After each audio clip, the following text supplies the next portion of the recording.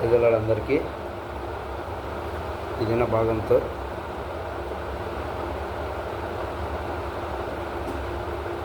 మనము దేవునికి విధేయులకు కొలది మునుపున్న పాపపు మరకలన్నీ మాయమైపోయి క్రమముగా ప్రభువైన యేసు క్రీస్తు యొక్క సౌందర్యము మన ముఖముల యందు అగుపడుట కనుగొనగలము. నిజముగా తిరిగి జన్మించిన వారి ముఖములపై యేసు ప్రభు యొక్క సౌందర్యము కనబడుతుంది. అదేవిధంగా రాజకీయ మకుటము అనున్నది సౌందర్యం కొరకై ధరించున్నది. యేసు క్రీస్తు ప్రభు యొక్క మహిమను సౌందర్యమును మనమెన్నడూ గ్రహించలేము. దేవదూతల ద్వారా సహితము చూపించబడిన ఈ సౌందర్యమును మహిమను మన ద్వారా ఆయన చూపించగోరుచున్నాడు.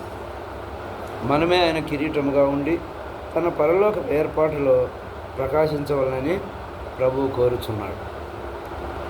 ముఖ్యంగా ఇక్కడ నిజముగా తిరిగి జన్మించిన వారి ముఖములపై యేసు ప్రభు యొక్క సౌందర్యము కనబడాలా అనేది దేవుడు నాతో మాట్లాడిన మాట. అదేవిధంగా ఎడారిలో సెలయేరులో కూడా చూసుకుంటే దేవుడు ఎంతో అనుభవం గల తోటమాలి అని ఈ రచయిత చెప్తున్నాడు. ఆయన తోటలో పండే ప్రశస్త ఫలాల కోసం ఎదురు చూస్తాడు. ఆయన తోటలో పండే ప్రశస్త ఫలాలు ఎవరు? ఆ ఫలాలు మనమే. వాటి కోసం చాలా కాలం కనిపెడతాడు. కాయలు పండ్లు అయ్యేదాకా వాటిని కోయడు.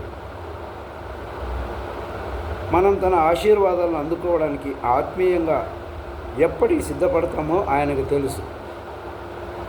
ఆ ఆశీర్వాదాలు ఎప్పుడు మనం దక్కించుకుంటే అవి మనకు శ్రేయస్కరంగా ఉంటాయో ఆయనకు తెలుసు. ఆయన ప్రేమ సూర్యకాంతిలో ఉండి ఎదురు చూస్తుండగా ఆయన ఇచ్చే ఆశీర్వాదాలు అందుకునే విధంగా మన ఆత్మ పరిపక్వమవుతుంది.